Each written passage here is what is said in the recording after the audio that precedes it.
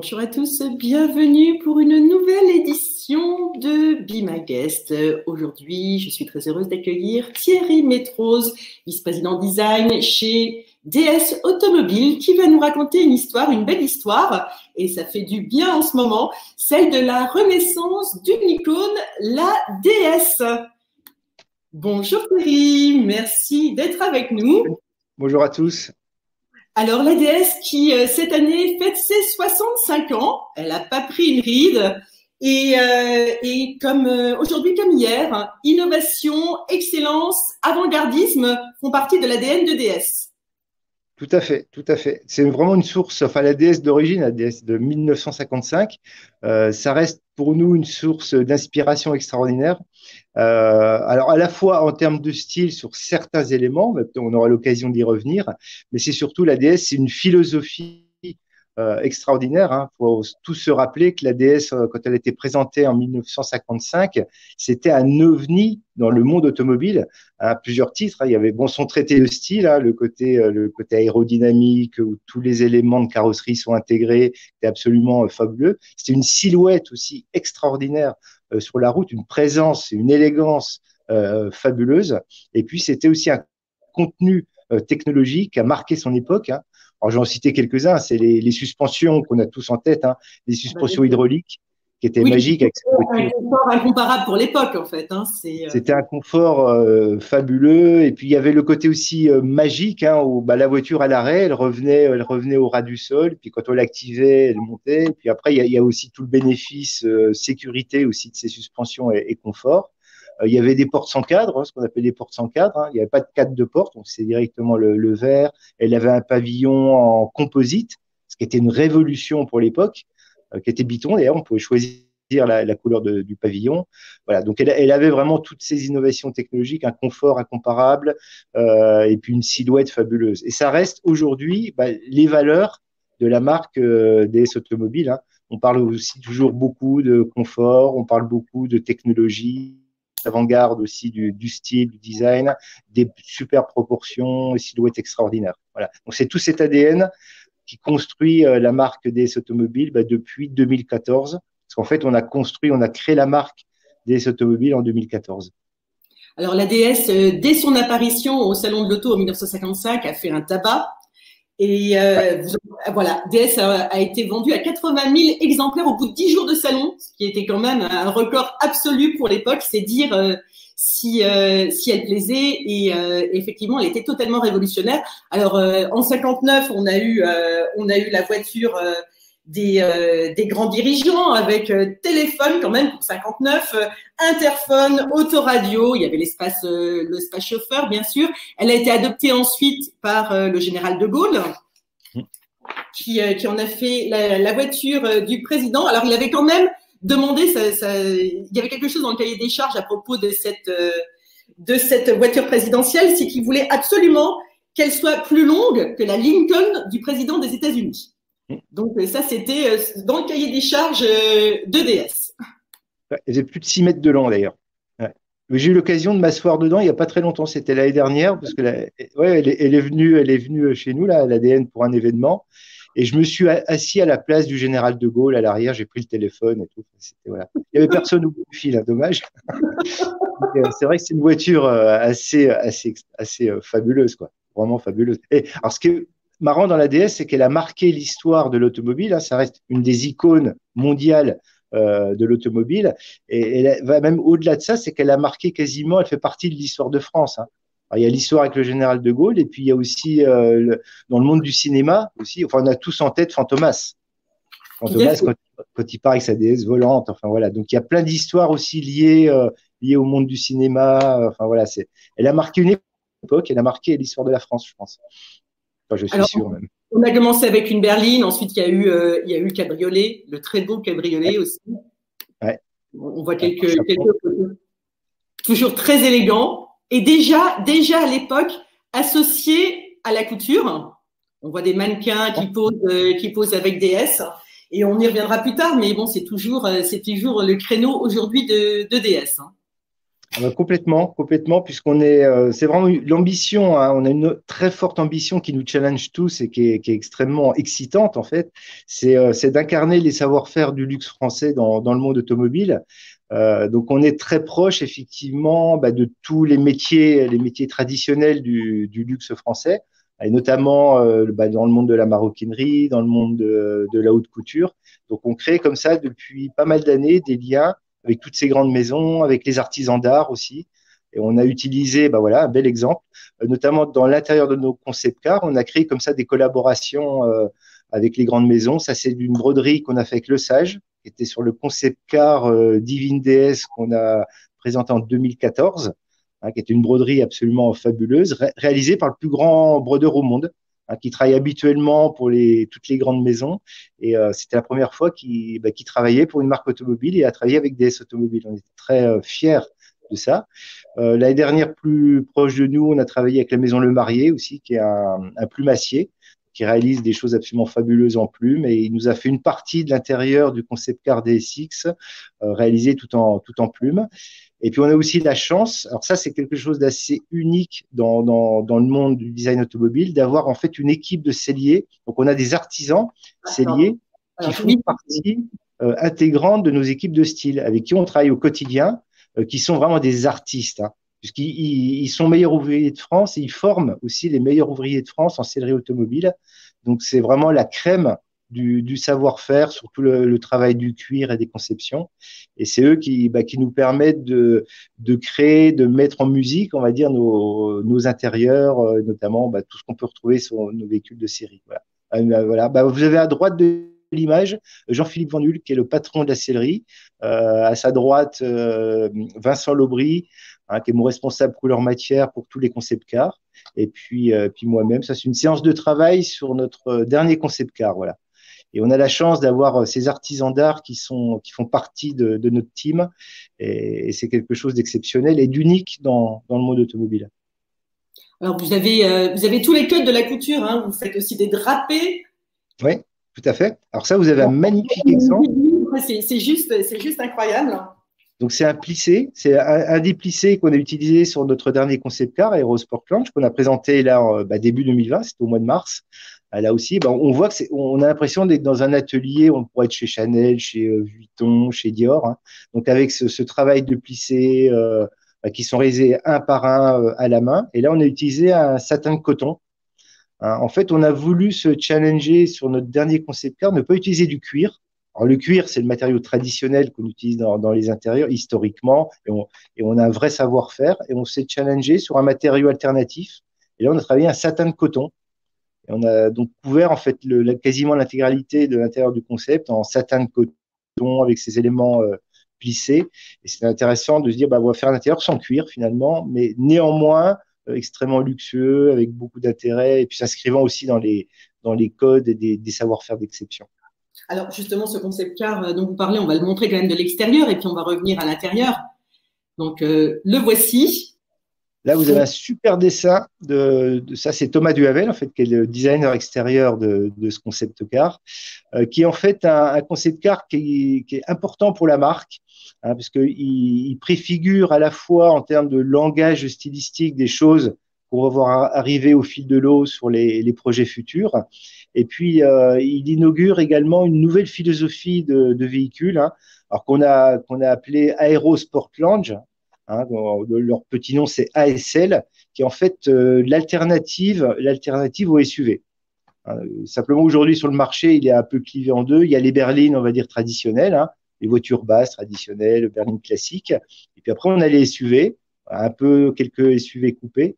Et l'idée de l'ASL, c'est de trouver une nouvelle philosophie de silhouette, beaucoup plus efficiente, beaucoup plus aérodynamique, plus éco-responsable aussi dans l'approche globale.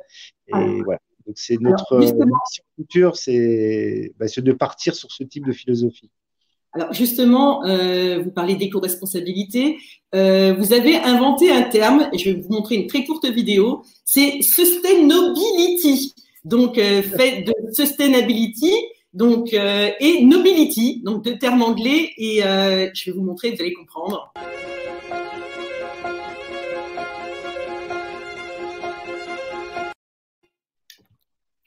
Donc, effectivement, des matériaux nobles, mais également des matériaux d'origine végétale. Tout à fait. C'est sustainability, on aime bien inventer des mots hein, chez DS et ça qualifie bien ce qu'on veut faire. Hein. L'idée étant de faire des choses beaucoup plus éco-responsables. Hein. Donc, c'est des matériaux qui sont biosourcés, en circuit court. Là, vous avez un très bel exemple justement de cet intérieur du concept car ASL qu'on a réalisé en fait en marqueterie de paille. Hein, c'est la première fois qu'on utilise en fait cette technique à l'intérieur d'un véhicule. Marqueterie qui a été réalisée par Lison de Caunes, donc atelier Lison de Caunes à Paris, qui en fait, on va dire la référence mondiale sur la marqueterie de paille. C'est de la paille de Bourgogne. Hein, donc, ce que vous voyez en fait, toutes les petites bandes qu'on voit, ce qui couvre en fait l'intégralité de la planche de bord, c'est des brins de paille en fait qui sont fendus, mis à plat et appliqués sur la surface. Et ça, c'est fait à la main. Aucune machine n'est capable de faire ça. Ils sont teintes aussi à la bonne couleur et c'est vraiment un travail de précision et un savoir-faire extraordinaire. Et c'est fait avec de la paille. Et ça nous intéresse beaucoup. C'est en fait l'idée de prendre un matériau extrêmement simple. Il n'y a pas plus simple que la paille. Hein, il y a pas plus, on en trouve partout. Ça nécessite pas une mise en œuvre particulière. Hein. Dans sa production, on fait pousser de la paille et puis après, c'est tout le travail et dans le savoir-faire de l'artisan qui va la mettre en forme. Et ça devient un matériau complètement exceptionnel et quasiment un matériau de luxe. Et c'est cette idée comme ça de sustainability, c'est des matériaux simples, de leur redonner de la noblesse grâce au savoir-faire d'artisans d'exception et nos savoir-faire à nous aussi.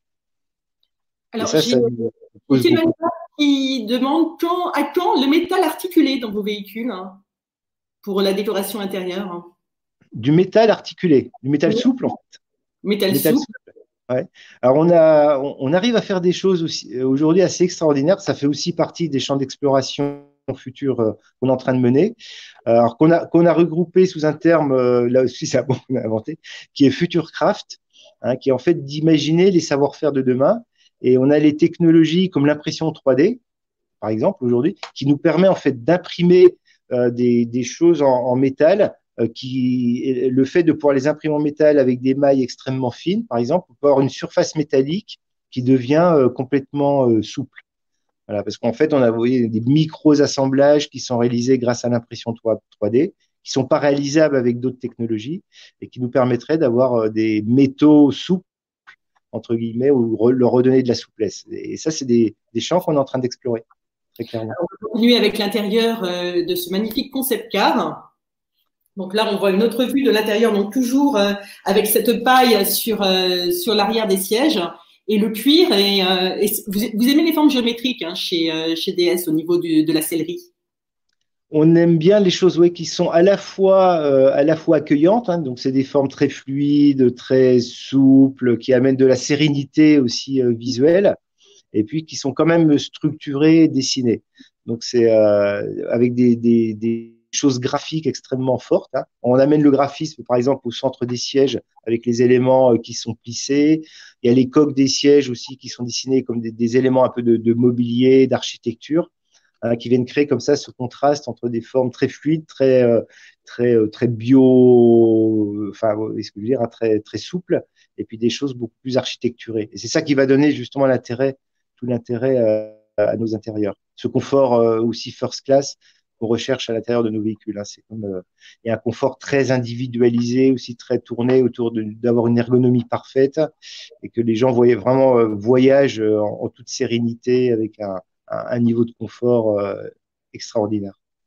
Alors, le design, il est partout. Il est également dans les phares. Donc, je vais vous montrer une très courte vidéo. Là, vous pouvez la commenter. Donc, c'est… Donc, ça, c'est une partie du lighting, ce qu'on appelle de l'éclairage avant de notre dernier concept car, avec là aussi la mise en scène de la technologie. Hein. Donc, on utilise évidemment des LED, hein, parce qu'aujourd'hui, c'est une technologie qui est disponible et puis qui nous permet, nous, designers, de créer des formes et des principes d'éclairage complètement incroyables et très innovants. Et là, sur le concept car, on a inventé aussi une technologie d'éclairage qu'on appelait le light veil, qui sont en fait des voiles lumineux L'idée étant d'intégrer complètement dans la carrosserie, donc dans le bouclier avant, dans les ailes, les éléments d'éclairage. C'est-à-dire de supprimer en fait tout simplement la rupture entre le phare traditionnel qu'on connaît tous, qui vient cohabiter avec des éléments de carrosserie. Là, la lumière fait intégralement partie de la carrosserie. Et c'est ce qui rend des signatures lumineuses de nos véhicules absolument fabuleuses, extraordinaires et uniques. Et on retrouve ça aujourd'hui déjà sur nos véhicules de série, avec des principes d'éclairage là aussi qui nous différencient beaucoup de nos concurrents. Et puis, et ça, ce concept car justement montre le chemin qu'on va suivre sur les véhicules futurs. Et ce sera la même chose sur les signatures aussi lumineuses à l'arrière, avec là aussi l'intégration des feux arrière dans la carrosserie, et puis des éléments identitaires en termes de signatures lumineuses qui vont marquer les esprits. En fait, la signature, l'identité d'un véhicule de nuit, on ne peut pas lire la marque. C'est impossible, il fait nuit. Voilà. Comment on identifie une marque, une silhouette et un véhicule? C'est grâce à ces systèmes d'éclairage. Donc, c'est vraiment au cœur de notre stratégie de design. Et moi, j'ai des équipes dédiées au sein de mon team qui travaillent uniquement, des designers qui font que ça toute l'année. Ils travaillent sur ces systèmes d'éclairage innovants. Vous allez voir qu'on a des choses dans les cartons qui vont, je pense, marquer les esprits. Alors, j'ai Patrick qui dit que c'est de l'orfèvrerie et c'est très futuriste, absolument magnifique. Mathilde qui souligne que les phares, c'est un élément différenciant important qui permet de donner de l'allure au véhicule. Et bravo, c'est très beau. Ah, merci. Donc, on a terminé cet esprit couture avec des plissés, des drapés, du cuir. Là, on voit dans les phares et les feux, c'est un peu de l'orfèvrerie. Ça fait penser à des pierres précieuses, des bijoux. Il y a aussi la maison DS, c'était aussi, et c'est toujours d'ailleurs, un espace un peu à part, comme une maison de haute couture. Alors, vous avez commencé rue François 1er, ça a fermé l'année dernière, mais vous aviez donc le DS World rue François 1er, qui était un espace totalement innovant, puisque c'était à la fois un lieu d'exposition et un espace pour présenter vos véhicules et tous les accessoires. Là, aujourd'hui, le DS World a fermé. Alors là, j'ai une image du DS World. C'était à l'exposition, c'était à l'époque l'exposition Marilyn Monroe avec cette magnifique DS 21. C'était extraordinaire. C'était une très belle exposition. C'était des photos uniques. D'ailleurs, c'était la première fois que ces photos de Marilyn étaient toutes ces photos regroupées dans une seule exposition. Donc, on était très fiers de ça. Et puis, il y avait effectivement un magnifique DS21 cabriolet qui était au centre de l'exposition. Et c'est vrai qu'on a lancé le DS Force. Justement, c'était un peu quelque part le prototype de ce qu'on retrouve aujourd'hui dans tous nos DS stores à travers le monde. On a aujourd'hui un petit peu plus de 400 points de vente dans le monde qui ont repris en fait l'esprit, comme vous disiez, du DS World de Paris, qui était un peu la maison témoin, vous voyez ce que je veux dire, des DS stores. Et puis maintenant, on a ouvert des DS stores un peu partout et qui reprennent cet esprit un peu boutique de luxe, plus que concessionnaire automobile qu'on peut rencontrer un peu partout. Donc, c'est des petits formats, c'est des petites surfaces, mais avec un soin du détail, un accueil aussi du client absolument fabuleux, avec des DS experts qui sont formés. D'ailleurs, pour l'anecdote, tous les vendeurs et tous les DS experts, ils passent ici au style, dans mes équipes, pour justement comprendre comment on crée la confection des sièges, comment on a créé le cuir bracelet, des éléments de surpiqûre aussi, le point perle qu'on a inventé chez nous. Donc, ils sont formés, en fait, ils viennent ici au style, on leur explique pourquoi on l'a fait, comment on l'a fait, avec quel type de technologie. Et ça leur permet après d'expliquer tout ça aux clients, puis de vraiment mettre en valeur en fait le soin qu'on apporte à nos intérieurs et au travail de style et puis également sur les technologies qu'on intègre dans nos véhicules. Voilà, donc c'est vraiment des espaces de vente et un format extrêmement particulier. Alors, j'ai Patrick, avant qu'on passe à votre dernière berline, qui est absolument magnifique, qui demande combien de temps pour la réalisation d'un concept car tel que l'ASL. Alors, attendez, juste, comme j'ai plus l'image, j'en ai pour 2 secondes. Voilà. Vous êtes là, effectivement, Thierry est figé, mais on vous entend toujours. Voilà. Ça va revenir. Non, c'est mon téléphone qui s'est mis sur pause. Je vous écoute. Donc, Patrick qui demande combien de temps pour réaliser un concept car tel que l'ASL, l'Aerosport Lounge. Alors, les concept cars, par définition, c'est un processus de création extrêmement court, hein. J'aurais tendance, parce qu'un concept car, en fait, ça doit être un produit extrêmement frais. Voilà. Donc, on va très vite sur la conception. Il y a en général une compétition entre les designers, parce que tout le studio contribue à la création, donc qui dure, on va dire, entre trois mois, hein, de sketch, de dessin. Après, on sélectionne un designer. On a environ trois ou quatre mois de développement numérique, hein, pour concevoir le véhicule, dessiner tous les détails, affiner les détails de carrosserie, les surfaces. Et puis après, sur la réalisation proprement dite du prototype, hein, en interne et puis chez notre carrossier. ASL, pour être très précis, on a commencé en septembre la réalisation du proto et on l'a présenté début mars. Voilà. Donc, si je compte bien, ça fait 6 mois. Voilà. Donc, 6 mois pour réaliser le proto et puis à peu près 6 mois aussi de conception. Ça fait un an au global.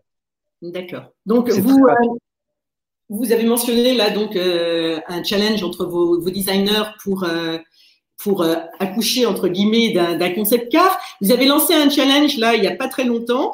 C'est pour fêter les 50 ans de la SM. Donc, on va rencontrer la SM. Donc, encore une autre merveille technologique qui a suivi donc la DS. Vous pouvez nous dire un mot? Voiture. La SM, alors j'ai la mienne aussi, hein. Je peux vous la montrer. Allez, hop, elle est là. Ah, alors. Oui. J'adore cette voiture. En fait, la SM, je la qualifie souvent comme ça, c'est la fille de la DS, hein, puisqu'elle a repris beaucoup de l'ADN de la DS, ses proportions. Hein, pour moi, d'ailleurs, la SM, c'est un des véhicules historiques qui a des proportions absolument fabuleuses, hein. Une caisse elle est à la fois extrêmement élégante, très racée, le côté près de la route, ce long capot. Elle a vraiment une silhouette fabuleuse, une silhouette un peu fastback. Alors, quand on regarde notre dernier concept car ASL, hein, on voit des similitudes sur la chute de pavillon, la manière de traiter l'arrière, cet esprit un peu shooting break qu'on a sur l'ASM, qu'on retrouve sur notre dernier concept car. Et c'était vraiment une voiture extraordinaire qui avait aussi des performances pour l'époque qui étaient de très haut niveau. C'était une grande routière, là aussi extrêmement confortable. Et puis toujours cette présence sur la route qui reste, même maintenant, hein, quand on voit passer une ESM, moi je m'arrête, je regarde et tout le monde s'arrête et la regarde passer. Ah, tout à fait. Tout à fait. Et oui, alors Patrick il dit oui, la voiture de Valéry Giscard d'Estaing, donc après celle de De Gaulle, on a eu celle de VGE. Et donc vous avez lancé un challenge, monsieur. Pardon? Comment? On a fait tous les présidents, y compris avec DS7 d'ailleurs, qui a été on a fait le reveal de DS7 avec notre président actuel, hein, Emmanuel Macron. Il a utilisé en fait la DS7 le jour de son investiture, hein. On a tous ces images en tête, hein, quand la DS7 a descendu les Champs-Élysées avec notre nouveau président à bord.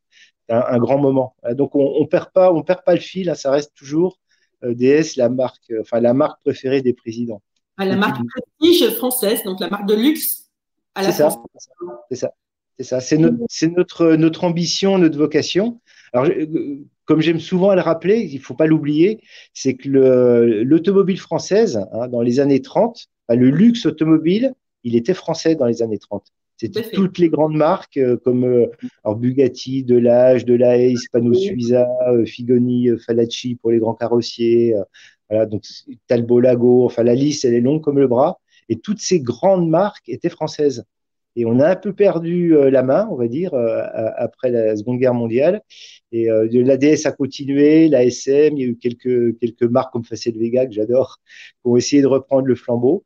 Et puis tout ça, c'est un petit peu perdu au fil des ans. Et puis nous, DS Automobile, humblement et en toute modestie, notre mission, c'est vraiment de dire, voilà, non, il y a à nouveau une marque automobile de luxe française qui est là et qui va construire un avenir. Voilà.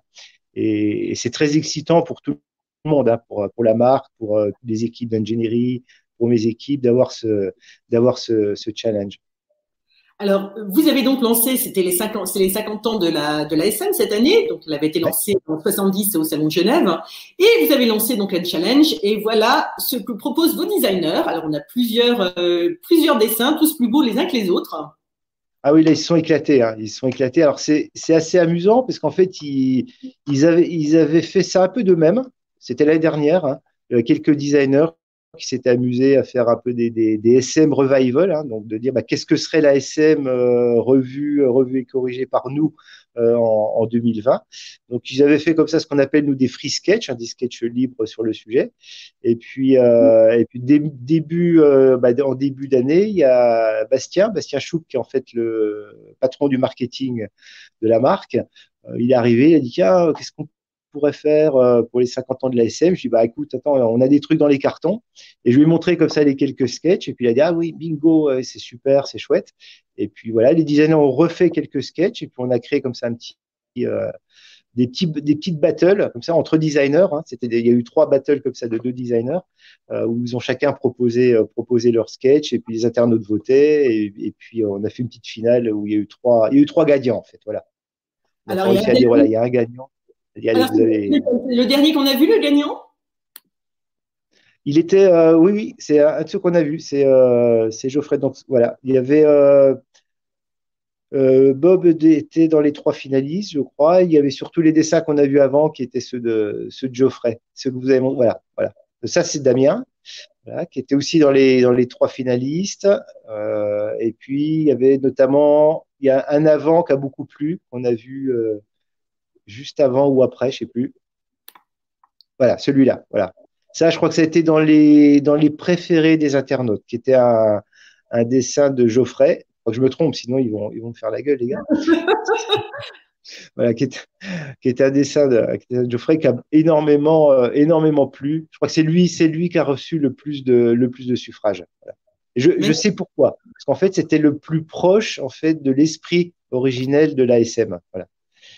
Et ceux qui étaient un peu plus en écart, on va dire un peu plus futuristes, en se détachant un peu plus, ils ont eu un petit peu moins de suffrages.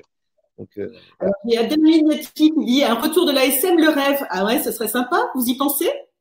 C'est mon rêve. C'est mon rêve. C'est pas que mon rêve, hein. Je crois qu'il y a pas mal de designers dans mon équipe qui rêveraient de dessiner ça. On a tous ça en tête, évidemment, y compris la marque, hein. On a tous ça en tête. C'est pas dans nos priorités, hein, c'est pas dans nos priorités tout de suite. On a une core modèle stratégique, on a un plan produit en fait qui est défini, hein, à 6 véhicules. Là, on en a déjà présenté 3. On a un 4e qui va arriver très rapidement. Voilà, donc il en reste encore 2 autres à faire, hein, si je suis bon en mathématiques.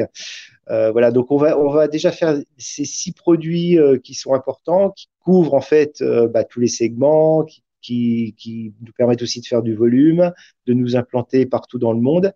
Et puis quand on aura bien bossé, on aura fait nos 6 véhicules du cœur de gamme.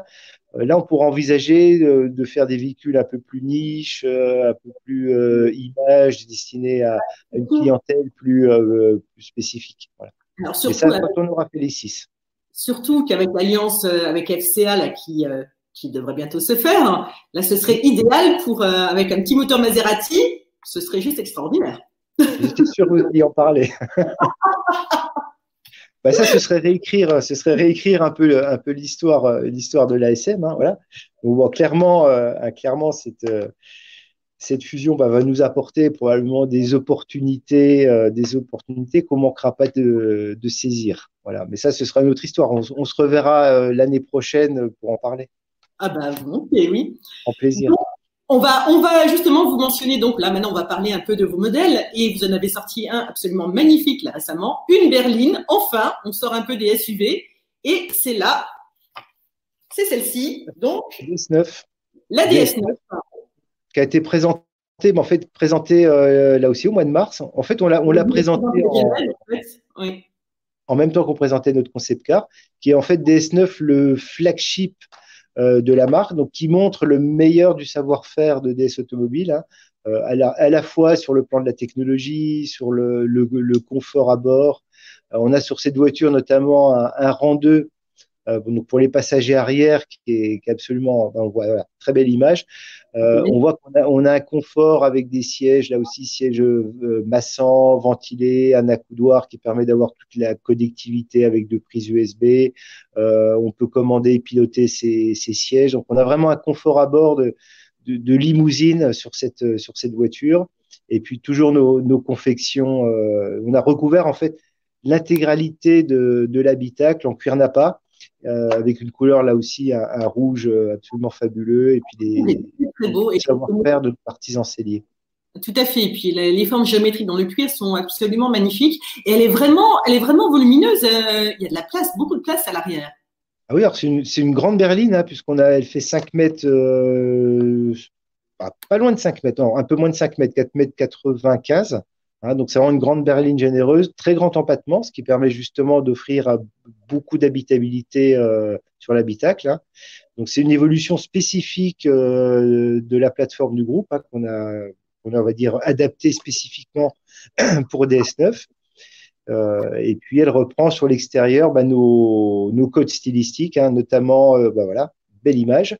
Sur les feux arrière, on retrouve les fameux feux écailles, hein, qu'on a inaugurés sur DS7, qui est vraiment la signature lumineuse de la marque.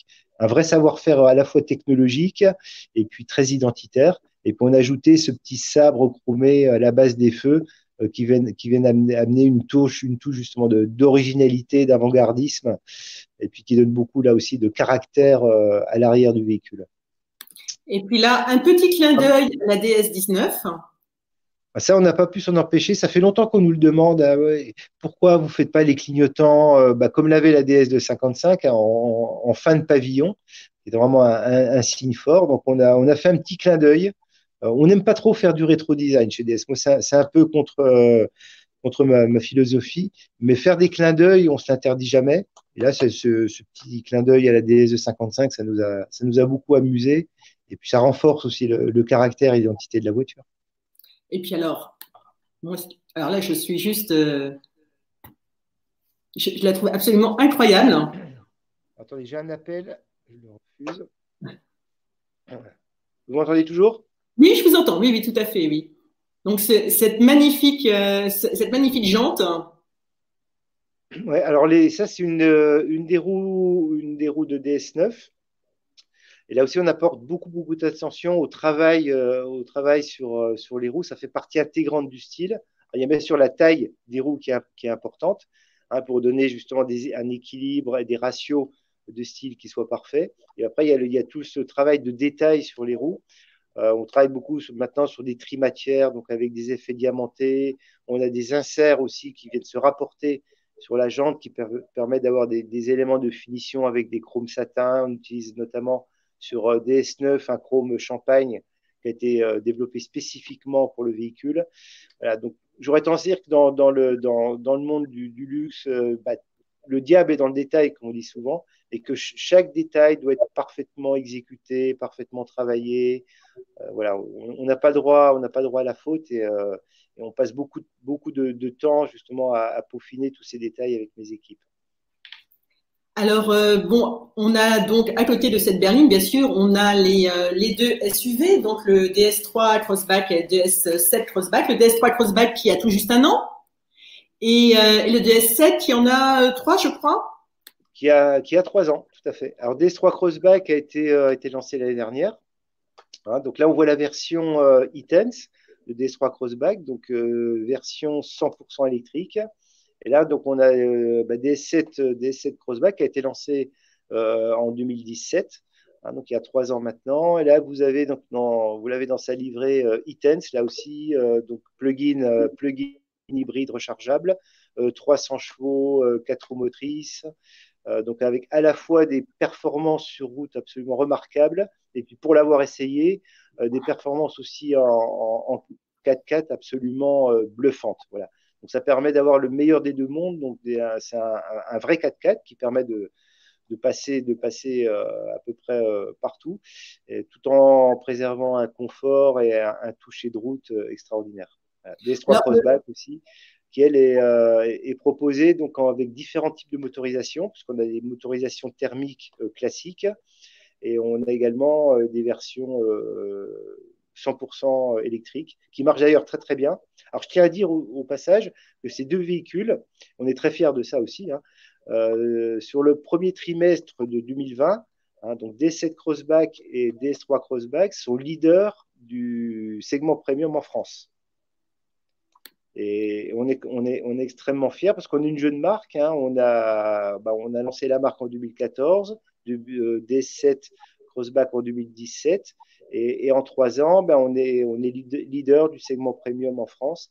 Et donc, c'est une vraie reconnaissance de nos clients et ça nous fait, c'est très encourageant.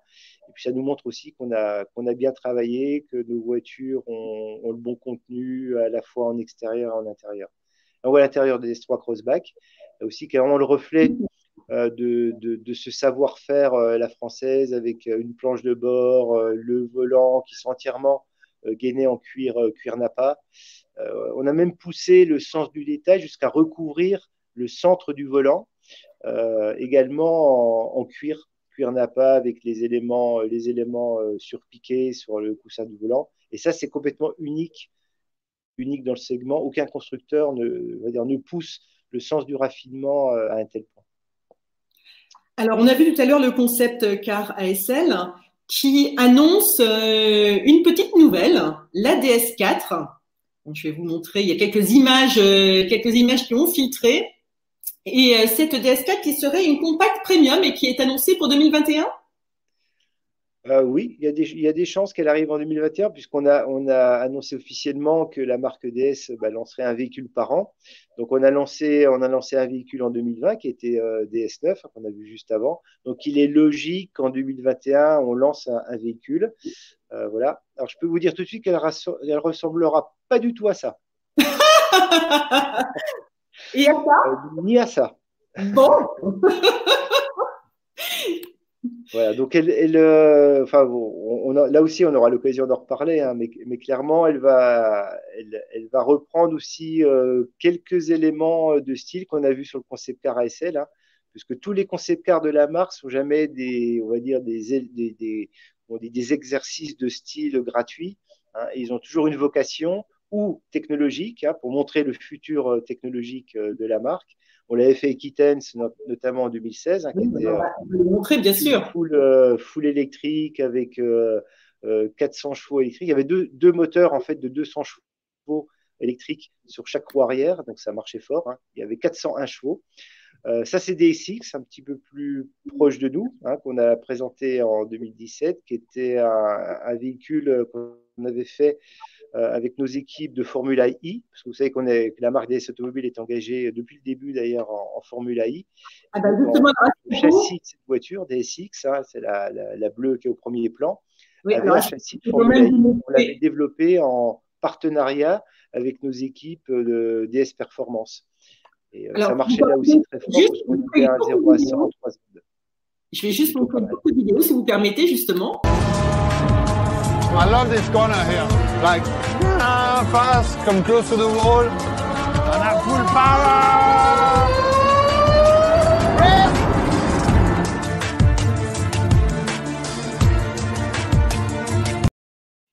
Alors voilà, on parlait de Formule E électrique, donc la Jean-Éric Vergne de l'équipe Techeetah. C'est ça. Au volant de la magnifique DSX E-Tense. Alors Jean-Éric Vergne c'est mal de le dire aussi, hein, il a gagné le championnat, il est champion du monde du championnat de Formula I l'année dernière. Donc on a eu un double titre d'ailleurs. On a eu le titre constructeur, hein, pour DS Techeetah, et puis le titre pilote, c'est Jean-Éric Vergne qui a gagné le championnat. Donc on est quand même très fiers, double titre pour la marque. Et puis malheureusement la saison 2020, elle a un peu avorté, voilà. Mais néanmoins, on a bon espoir que ça redémarre assez vite, que le championnat redémarre. Et puis, on est en bonne position avec un super team et puis des voitures qui marchent bien, super pilote. Voilà, donc on va essayer de reconduire notre titre pour les années à venir. Alors, j'ai Patrick qui demande on retourne là sur les SUV, sur le DS3 et le DS7 Crossback. Est-ce qu'ils sont fabriqués en France? Bien sûr, tout à fait. Donc, on a DS3 Crossback qui est fabriqué à l'usine de Poissy. Hein, donc, bien sûr, elles seront dessinées en France, ingénierie en France, et puis fabriquées à Poissy. Et puis, DS7 Crossback est fabriqué dans notre usine de Mulhouse. Donc, elles sont fabriquées en France.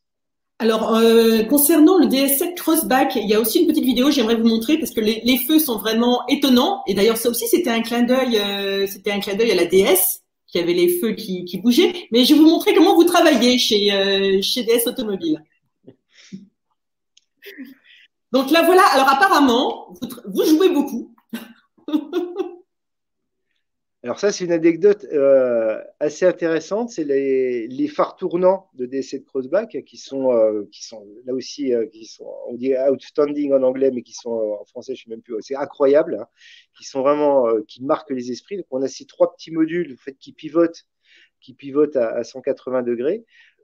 Donc, quand on déverrouille sa voiture, on a les modules qui s'animent. Hein, c'est ce qu'on appelle, c'est pour souhaiter la bienvenue, tout simplement, au conducteur ou à la conductrice. Et puis, ça a aussi une utilité puisque ça suit l'angle de braquage du volant. Hein, donc, dans les virages, quand on tourne sur le volant, on a les trois petits modules qui vont éclairer le bas-côté de la route, comme le faisait la DS. Là aussi, c'est un clin d'œil à la DS.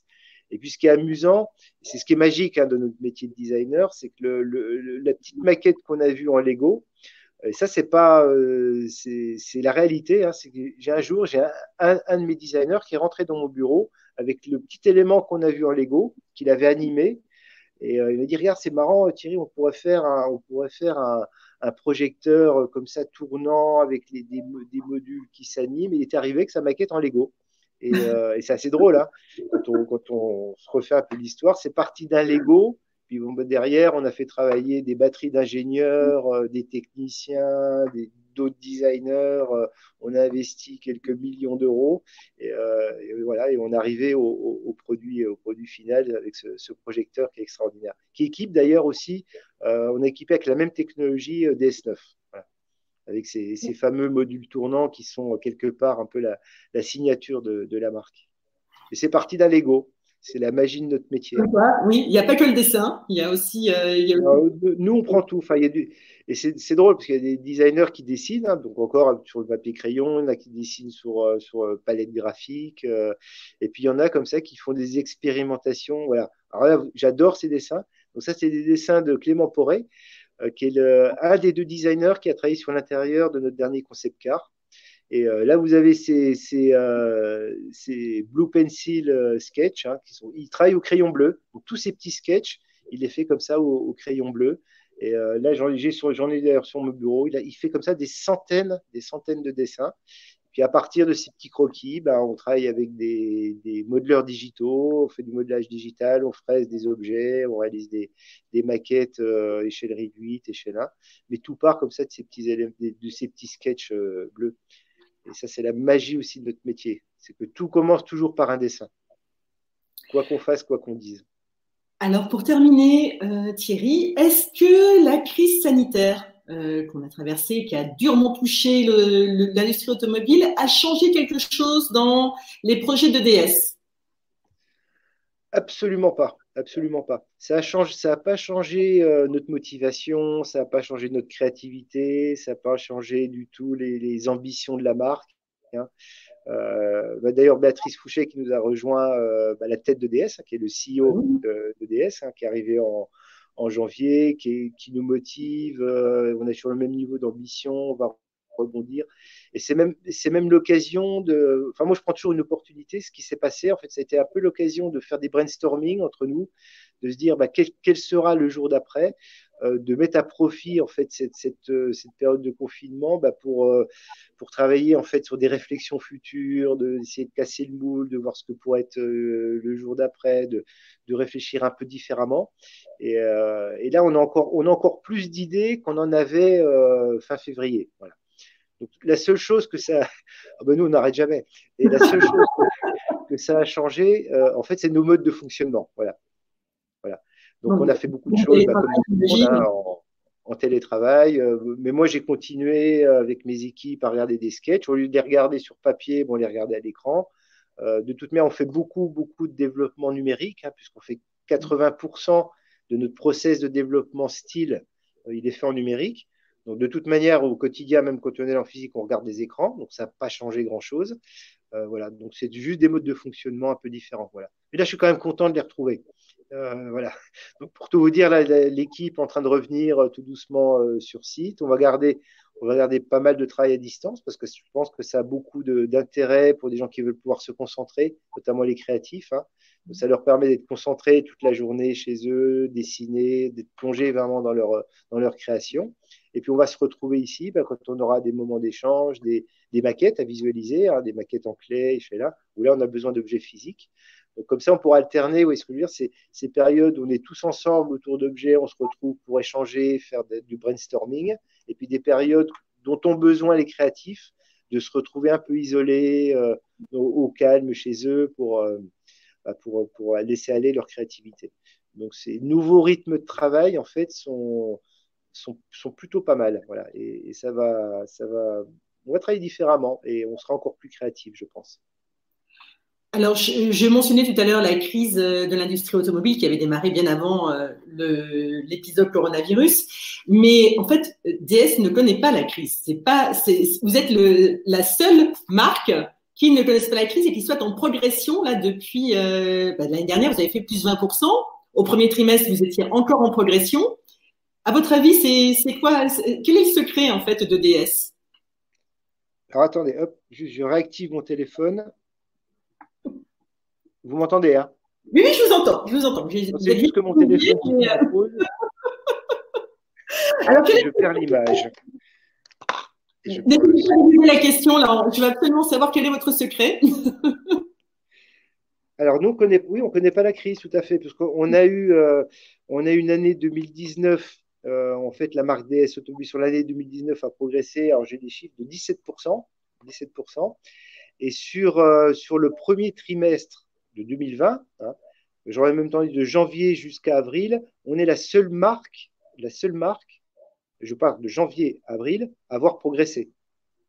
Donc, si on prend cette période, on est la seule marque. Vous pouvez vérifier les chiffres, hein, je ne raconte pas de blague. C'est marque à avoir progressé. Ouais. Parce qu'on a fait, en fait, malgré l'écroulement qu'ont vécu tous les constructeurs au mois d'avril, hein, qui est vraiment dramatique pour l'industrie automobile, et qui s'était déjà amorcé assez fortement au mois de mars. On a vu vraiment un début d'année, janvier, février, et puis les premières semaines de mars absolument remarquables, ce qui nous permet d'annoncer, en fait, sur les 4 premiers mois de l'année, d'être la seule marque qui continue à progresser.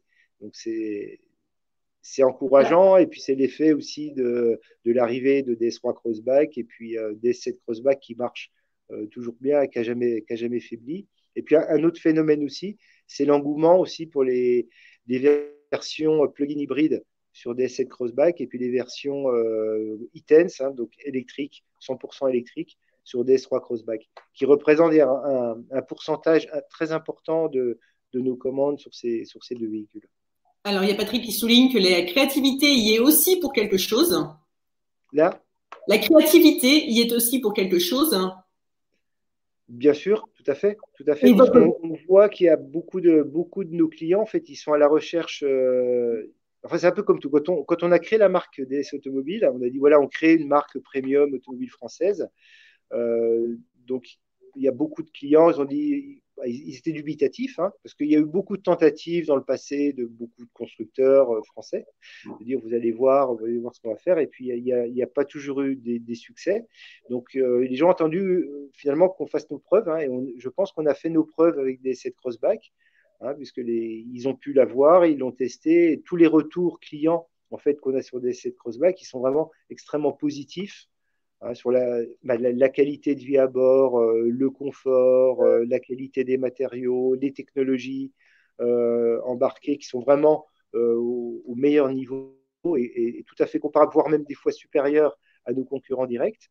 Et ils se sont dit, voilà, c'est pas juste un effet de marketing, il y a un vrai contenu produit sur les véhicules.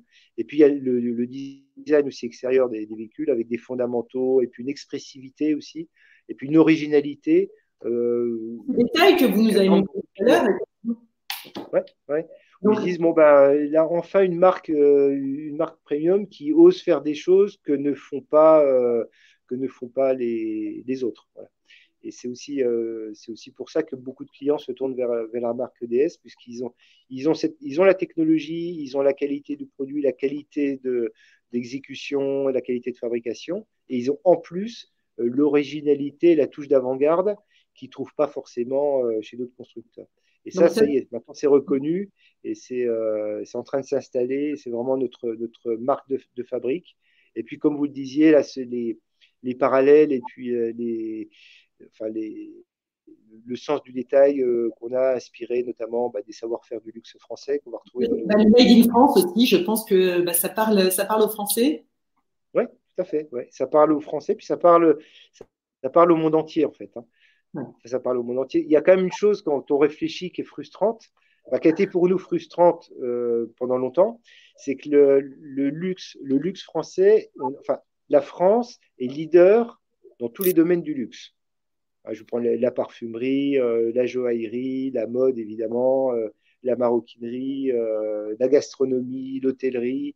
Il y a un domaine où on était plus présent, c'est l'automobile. Voilà. Et donc, on a une légitimité aussi par rapport à ça, de dire, voilà, en France, on sait faire des automobiles de luxe, parce qu'on a des très bons ingénieurs. Il ne faut jamais l'oublier, on a parmi les meilleurs ingénieurs au monde dans l'automobile.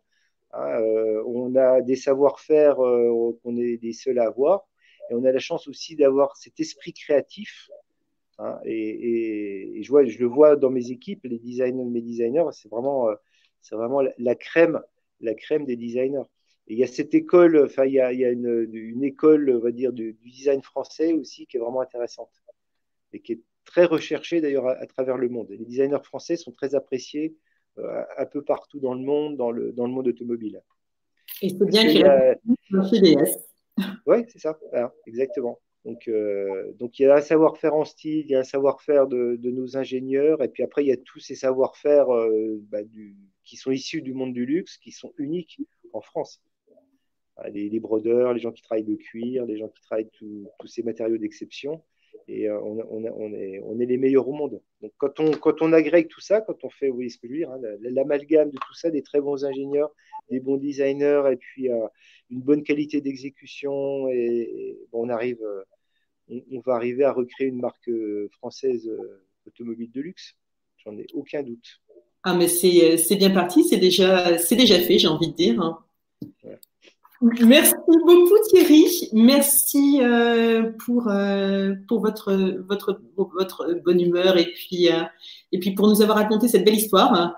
Donc la success story de DS et son comeback en fanfare. Merci pour vos questions passionnantes. Vous avez des belles images aussi. Je ne sais pas qui vous les a données, mais vous avez des belles images. Et puis merci à tous les internautes et les gens qui nous ont écoutés. Voilà. Merci à tous d'avoir suivi sur Periscope, Twitter, Facebook et YouTube. N'hésitez pas à vous abonner et merci de prendre le temps de regarder le replay également. Merci à tous. Merci Thierry. Merci à tous. Au revoir. Merci, à bientôt. Merci. Au revoir.